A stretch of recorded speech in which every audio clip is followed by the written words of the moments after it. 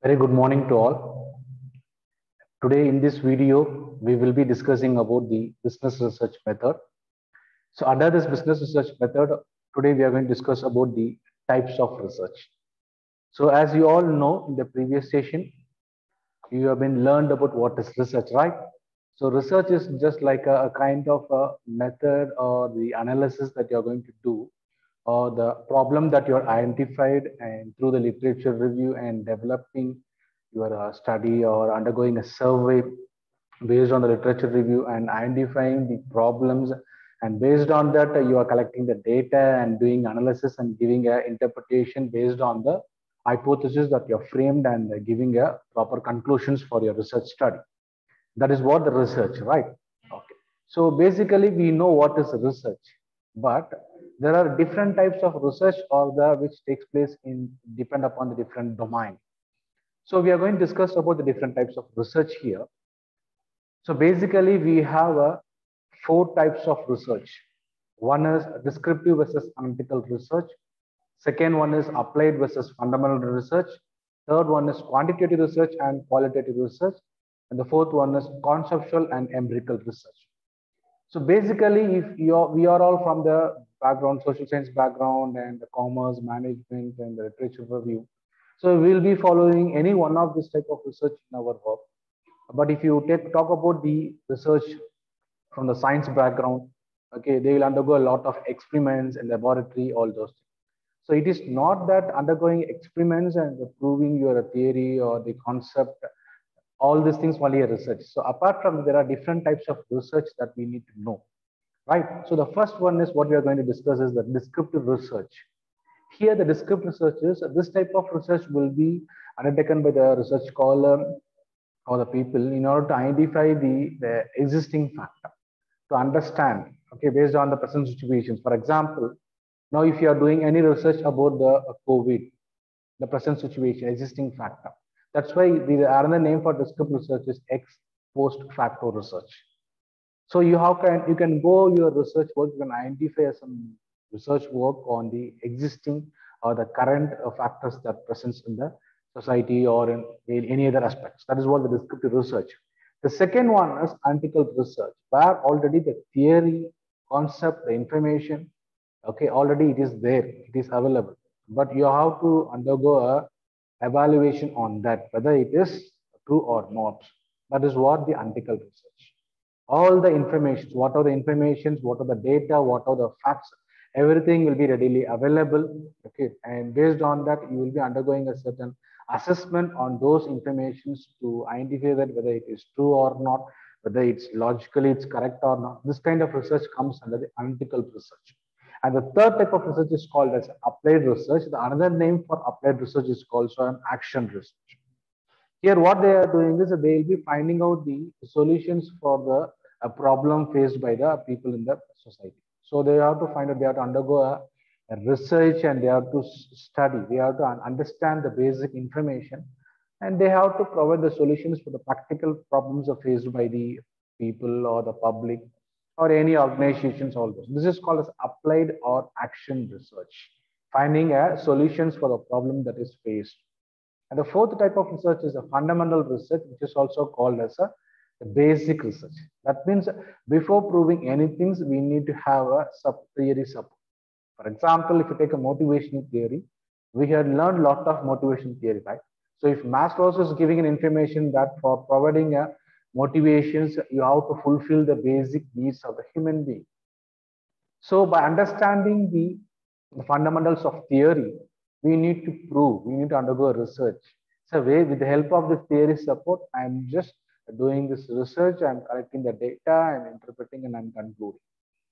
Okay, so all the research comes like based on the you're doing in mathematics, the science, or proving some behavioral aspects, attitude, personality of the people with the help of the theory support. That comes as a fundamental. That means with taking those theory as a support, as a base, as a fundamental, you are further you are proceeding a research to give your interpretation to show your contribution. That is what the fundamental types of research is there. And the fifth one is a quantitative research. So any type of research that you are doing in terms of quantitative information, so measuring, giving a interpretations or giving information in terms of a quantitative. That is comes under the quantitative research. Okay, and whereas qualitative research, it is like giving a information, giving informations about the with the support of the theory. For example, if you're undergoing a personality test, attitude test, psychometric test, you can give the interpretation that the people belongs to this age group. Okay, their personality, their attitude will be like this. The people with this from this background, their attitude will be like this. So you are undergoing the research with the help of the fundamental theory, and you are giving a information in a qualitative way. Okay, so the people, you can hear many news from the foreign countries that they're undergoing research on to identify that how much, which age group of people are using a mobile phone, which age group of people are having a lot of affections towards a mother or their girlfriends. So this is the kind of informations they may give you. So any interpretations, any informations they are giving in terms of a qualitative based on the support of the theory, that comes under the qualitative research.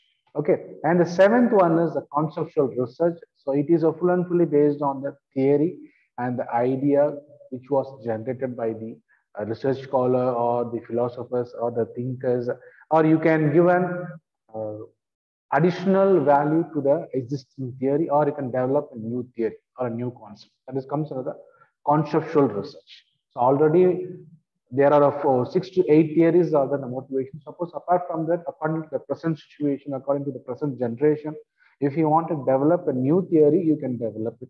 Or if you want to reinterpret, or if you want to give a additional value, added value to the existing motivation theories, either is a Maslow's or two-factor theory, you can give this. So this kind of research comes under the conceptual research, right? And finally, the eighth one is experimental research or empirical research. So what are the research that you're undergoing with the help of experiment?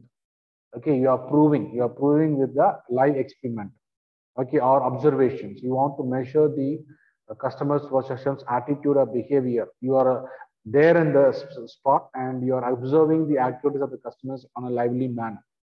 So this comes under the empirical or experimental research, ending that you are proving with certain experiment and with the evidence that comes under the empirical or experimental research.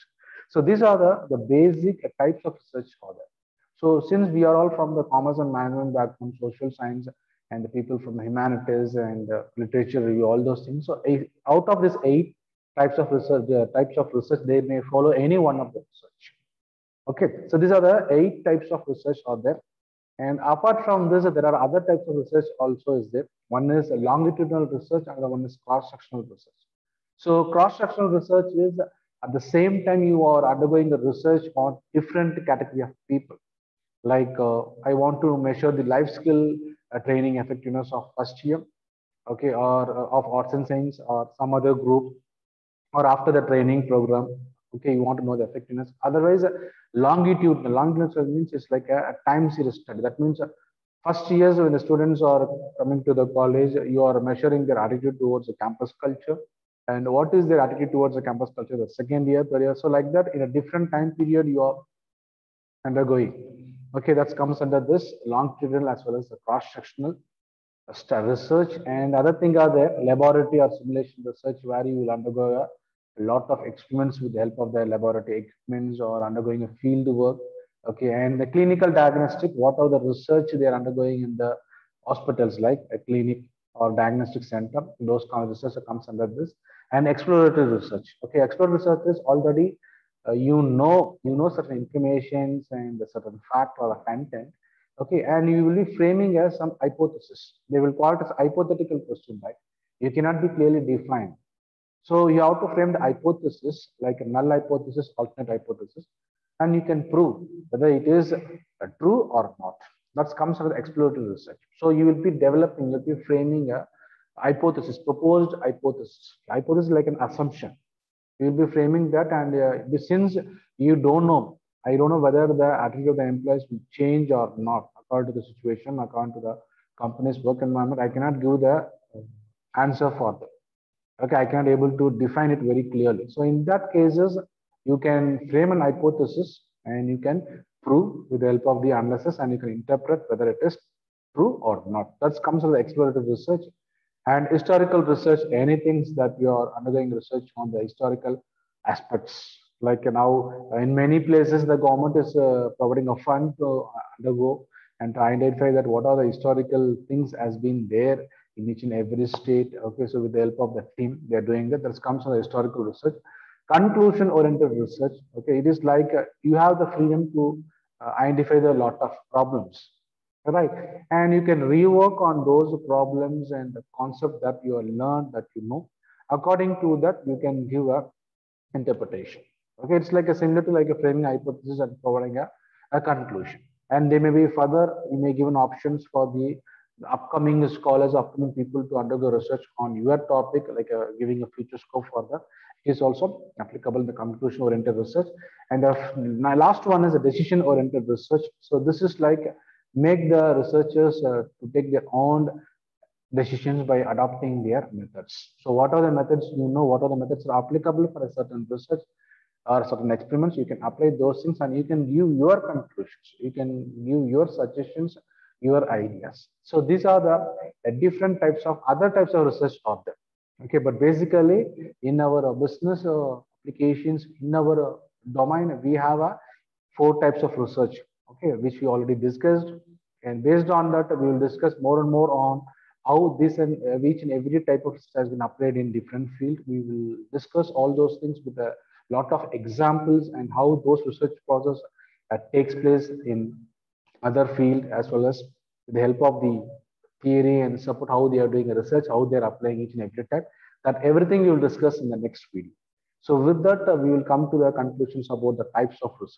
So thank you all.